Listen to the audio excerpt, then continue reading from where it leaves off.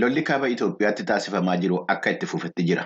Gareen lammanuu itti fufiinsa lolichaatii fi quba walitti qabaa jiru. Dubbii himaan adda bilisummaa uummata Tigraay Geetaachoo Raddaa akka jedhanitti mootummaan Itoophiyaa haleellaa isaa qabbaneessuudhaa fi mallattoon inni agarsiisaa jiru hin jiru. Mootummaan Itoophiyaa haleellaa xiyyaara nammalee yookaan diroonii sibiilota irratti taasisuu isaa kan balaaleffatanii obbo Geetaachoon guyyaa kaleessaa yuunivarsiitii Maqalee mooraa addi haqqii irratti haleellaa raawwachuu isaa ibsanii jiru. Dhimma kana irratti mootummaan Itoophiyaa deebiin battalatti kenne hin jiru. Garuu kanaan dura gocha akkanaa haalaa turuun isaa ni beekama. Humni qilleensaa Itoophiyaa akkaataa dirqama kennameefiin akeeka kan sibiilotaa hin taane qofa irratti xiyyeeffachuudhaan Itoophiyaa irratti lola baname qolachaa jira jechuudhaan ji'a darbee mootummaan ibsee ture.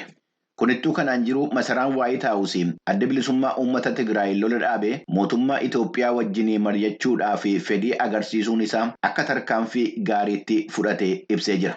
Gareewwan lammanuu dhukaasa dhaabanii marii karaa nagaatiin garaagarummaa isaanii hiikuu kan danda'an yeroon isaa amma jedhanii itti gaafatamtuun dhimma pireesii masaraa Waayit Haawusii Kaaren Jeen Piyeerii.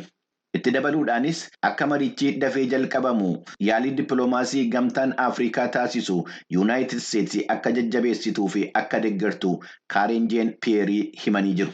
Gaanfa Afrikaatti bakka bu'aan pirezidaantii Yuunaayitid Isteetsi Maayik Haamer akka naannicha keessa turan kan ibsan itti gaafatamtuun dhimma pireesii Waayit Haawus Maayik Haamer turtii isaanii kana keessatti gareewwan wal lolaa jiran lamman gamtaa Afrikaatii fi michuuwwan idilee addunyaa wajjiniin akka wal argan ibsanii jiru.